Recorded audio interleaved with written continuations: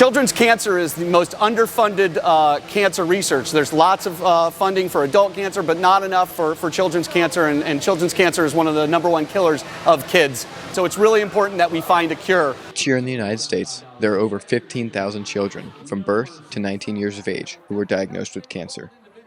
This may not seem like a lot, but an estimated 400,000 children globally develop cancer each year. While treatments have improved, there's a long way to go as lives are still being lost. Right, that's every 2 minutes that a kid gets diagnosed with cancer.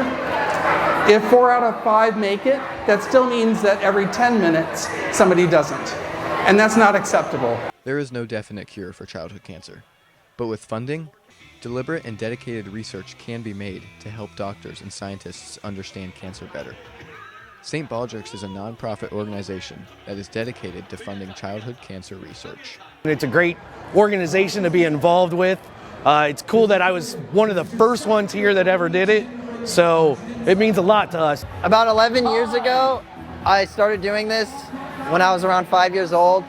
And now I'm at the point where I only get one haircut a year, and it's this one. The hat I got my second year here at St. Baldrick's, and every year that you participate, you get a pin. So you notice there's a lot of pins on there because I've been doing it for 21 years. We've been collecting those pins throughout, just kind of to mark the occasion, and I always wear that hat so somebody in the crowd can find me. So if they want to sign up right then and there, they can. If they need to donate cash or anything, they can find me and give that donations. While it started in 1999 as a simple dare to shave your head to raise money, St. Baldrick's has grown into much more than dares, shaving hair, and raising money. St. Baldrick's at Fideau has become an annual tradition for many, which occurs shortly before St. Patrick's Day. So as each year has gone on, I've tried to encourage more and more to shave, to have the same experience I've had, and obviously to raise money for childhood cancer research. And it just blossoms every year. Just like the atmosphere, you know, everyone's very jovial and welcoming, and it's really kind of some sort of community. You come back, you see the same people shaving their head every year. It's really nice. Everyone's just united for a great cause. But now let me hear you. 1, 2, 3, shake that head! Every time we come back to Fideau to do this event, it's like coming home for a family reunion. This unique fundraising approach not only raises money for a crucial cause, but also fosters a strong community environment among participants, causing more and more individuals to shave their head and donate money each year. Watching people shave their heads, getting rid of all your hair, like to raise money for childhood cancer, it means a lot. And there's something about a head without hair, a healthy person whose eyes and smiles pop that you don't normally get to see. The beauty of a shaved head isn't just a physical beauty. It is also a beautiful sentiment, as is the event itself. But in order to create an event that is this successful and impactful, many people have important parts to play. like I'm one of the cheerleaders, so I walk around and help. When people like decide to shave their head, I walk around and collect the money. And I just know that every time that we collect money, we're helping a little girl or a little boy. See for the event, so I get a very large microphone and I get the people riled up. I call up the people who are going to shave. I get them on the chair. Once they are on the chair, they're only obligated to shave their heads. If they have beards or eyebrows or anything else I want to try to grab, I'll raise money right there on site. This year, Fideau had 35 shavees and raised over $40,000 for childhood cancer research. The St. Baldrick's Foundation has already raised over $14 million in 2024. But the reasons people choose to donate is much more personal. The harsh reality is that not everybody survives their battle with cancer. While some kids go on to live happy, healthy, and full lives, others do not. I have had a friend who lost his son who would have been a senior in Gahanna this year who did lose a battle with brain cancer. I remember coaching him as a kid in Little League Baseball. It's really important to me that that doesn't happen to anybody else. It's a very sad and tragic event, and I want to find a cure so it doesn't happen to more kids. I lost a friend in high school. He died of cancer when he was 20. And I think that's really what's galvanized me to really be part of this event, because there was just no research there to treat his cancer. A couple years ago, one of my best friends, who's actually here right now, was diagnosed with like a pediatric cancer. And so it's been like kind of added this extra level of personalness to it, which is... We do have an adult friend right now who is not going to survive cancer shortly. My brother is a survivor of pediatric cancer. And so when I heard about St. Baldrick's and that the friends of mine were going to shave their head, it's personal to me. It's not just the novelty of St. Baldrick's or shaving your head. I mean, my brother survived this, so it's very personal. So many people have personal connections to cancer that it is impermissible for more and more children to lose their childhood and potentially their life. Pediatric cancer is a parent's worst nightmare, but is a reality for many families, including the parents of Sienna. She got diagnosed at just a little over 3 years old, and I'll never forget how scary it was and how everything in the room stopped when they told me your child has cancer. Sienna was diagnosed with acute lymphoblastic leukemia on October 9th of 2016. Sienna has been cancer-free for 3 years and is now a symbol of hope to all of those still fighting their battles. I had a doctor look me dead in the eyes and tell me she wasn't coming home. And yet here she is because of the ability to raise money for cancer research. She is 10 years old, a healthy 4th grader. God, I hope there's an end to cancer in general, pediatric cancer in particular. Cancer sucks. I just want it to be over. I'd love to have this be someday not happening, that we have cancer solved, figured out, and particularly children. I mean, it's just unfair that it affects children so adversely. Most effects of cancer can't be seen. The only thing people notice about a cancer patient is their bald head. It's a small sacrifice for healthy individuals to shave their head in solidarity, but it means so much to all those fighting their battle. 1, 2, 3. I just figure, like, you know, why not? Like, it's such a good cause. We've been able to raise so much money through it, and it's really at not any significant loss to me. If anything, the head shave just like raises awareness, which is good. Some people don't have a choice. We do. Hope. That's why we do it, is to give these kids hope. You can't predict cancer. Sometimes you can't even stop it. But that doesn't mean that the fight is over. Resilient kids around the nation battle cancer every day, and it is our responsibility to fight with them. St. Baldrick's and many other organizations are working to find a cure for a better tomorrow. So for all those kids who just want to be kids, the fight must continue for a better and brighter future.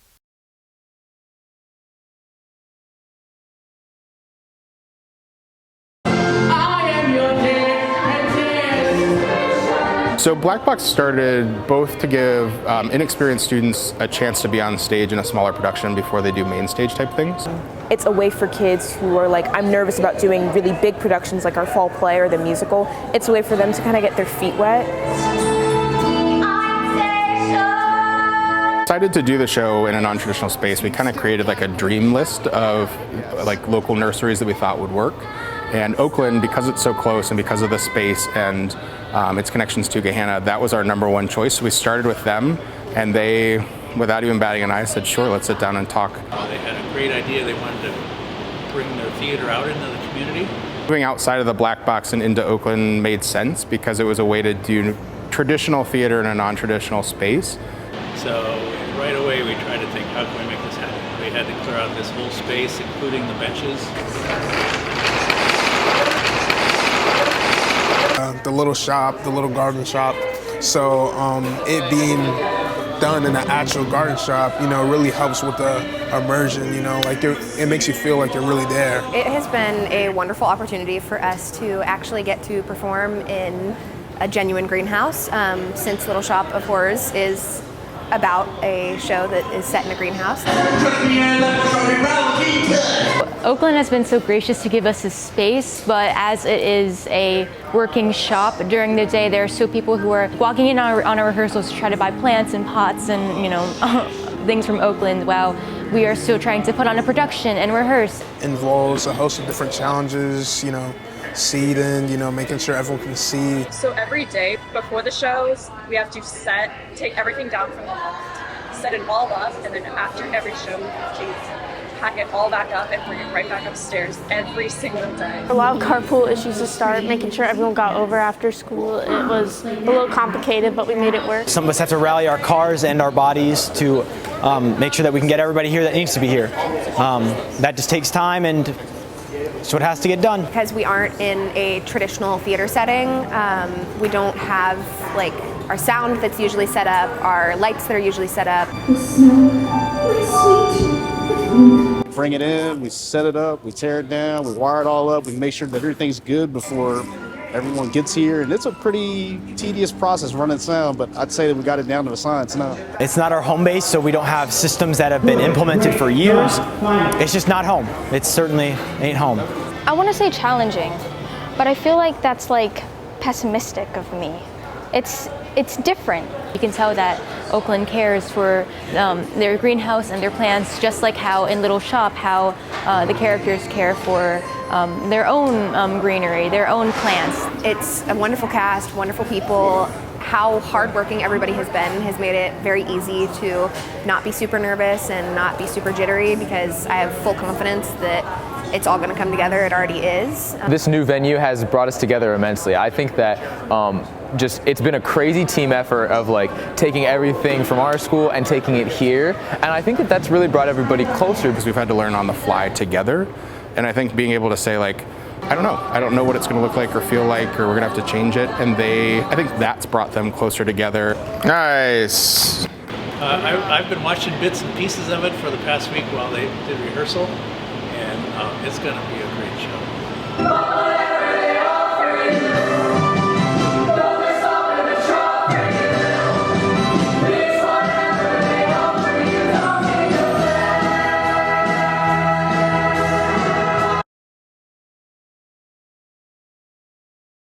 The Gahanna softball team is one of the strongest sports teams at Gahanna, year in and year out. The softball team is currently ranked 5th in all of Ohio. Their success can be attributed to many things, but one factor that is integral to their winning ways is their sister-like chemistry. When I step out on the field, I'm like, oh, I need to be better than her, but I also need to push her to her best ability too. Out there on the field, nothing else matters except our friendship, our way that we have each other's backs, and that's all really I can ask for. I could not have a better third baseman, a better sister on this team. Maddie and Kieran Bailey are not the only set of softball sisters on the team. Gabby and Ella Esterby, along with Abby and Ali Kovacevic, are also softball sisters. And the bond that creates is like nothing else. Some days can be difficult because they're sisters. They like to bicker, argue about every little aspect. Especially the Esterbys, they're really at each other's throats all the time. But I would say like on the field, they really come together and it's a different kind of gel that we have. It's like we know each other like the back of our hands, so having that like sisterly bond as well as that like pitcher and catcher bond, it's like really special. I know we have pitching and catching is always nice because like I kind of know her as a pitcher, and I love just like playing with my sister. The bond created as sisters is very special, but the bond created by softball sisters is even more special. She gives me such a good person to look up to, and she can correct me when I need corrected instead of having to go find someone else. Always that little like sisterly competition, so it's kind of like fun to have that competitiveness with my sister on the field, like always striving to be better than her. It's always good to have some sisterly competition. However, that competition is coming to an end. Ella, Allie, and Kieran are all going to play college ball after graduation. So now, they are passing off the bat to the younger sisters. Teach our younger sisters the way that we play ball and the way that our philosophy is on this team.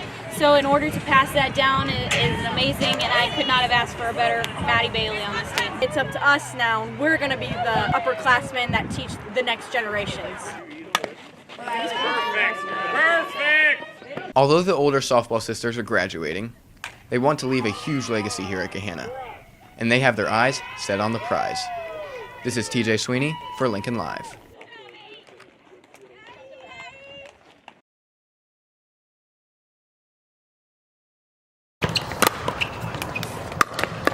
The newest American obsession and fastest growing sport, pickleball, has found its home in Gahanna, more specifically at Friendship Park. We started getting together a couple times a week. We play here outside, even through the winter. Absolutely, all these people that I play with, I did not know a year ago. 5 to 6 days a week if I can. I love it. I'm addicted to it. I'm not the best, I'm not the greatest, I'm not very good at all, but I love it. The love of the game keeps people coming back. The community sense that the game brings, the competitiveness, and the memories make the game lovable. The people, they're very friendly, welcoming, and if you're maybe not quite as good as they are, they kind of play to your level. Some of our kids have come, our grandkids have come and played with us because it's good for everybody. I'd say the best part about playing pickleball is the fact that anybody could actually get really into it. There's not a one-size-fits-all look to what the game is. Pickleball was actually invented in 1965 by 3 dads in the greater Seattle area. However, it has only been more recently popularized. In fact, these courts of friendship were only added last summer. I'm 71 and I've been playing for some time, and I actually taught pickleball in the 80s in high school. I was a high school physical education teacher, but it didn't catch on, and now here we are. I've been playing pickleball 6.5 years. Got into it by going to the Gahanna YMCA, and I saw people playing in the gym, and I go, what's that? And they go, pickleball, and I go, that looks like a great game. And indeed, pickleball is a great game. People of all ages and of all backgrounds are picking up a racket now more than ever, which means that we will need some more courts in Gahanna. But there needs to be more pickleball facilities in Central Ohio. They fill up, they would play, people of all ages would frequent them, and they need to have wide hours of operation and play. Just need a few more courts. This is awesome here. We would love to have some more courts available in Gahanna, and maybe some more indoor courts. Oh, yeah. With more players each and every day, more courts are in high demand. But for now, all you can do is grab a racket and swing yourself into a world of fun. This is TJ Sweeney for Lincoln Live.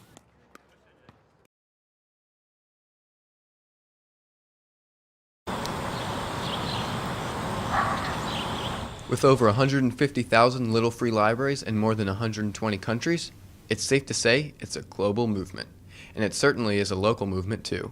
Gahanna is currently home to more than a dozen free little libraries. I had the idea that it might be nice to have a little library in our yard. So of course, I'm not the one in the family that is able to build these things, so I had to bring Rick into it, but I've just always had a love of books. My husband is a real book lover, and I enjoy reading.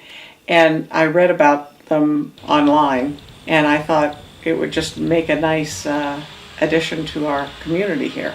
So libraries have kind of been in the family for a while, so it just kind of flowed into that a little bit. The very first little library was made in 2009 in Hudson, Wisconsin. Todd Bull built a one-room schoolhouse library in honor of his mother, who was a school teacher that loved to read.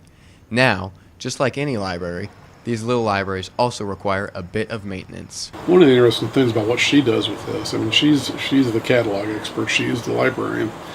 She's got a pretty good balance between what are considered adult books and, teenage books as well as kids' books. But that's my job as a steward, to decide what's going to go in there and what's not going to go in. So we recycle them if I don't think they're a good fit for the library. The free little libraries aim to help everyone find a good fit book, and they help remove the cost barrier associated with books. They even have a mobile app and website to help people locate them. And these libraries run smoothly with one easy motto: take one, leave one. The whole thing is, take a book, leave a book, and people do that. It's surprising how many people come and look at it every day. There is everybody, I mean, all ages stop at the library. It brings me joy to know that the books are getting circulated, and that nobody has to feel that they can't take a book. The libraries also have adopted the mini town square name, as they have a more personal touch than public libraries. People share their favorite books to their communities in these little libraries, and each one is different, all with a unique touch, as no little library looks the same. He built it, and they have come, yeah, right? They've come, that's right. The next time you are looking for a book, take a look at some of the free little libraries around Gahanna. This is TJ Sweeney for Lincoln Live.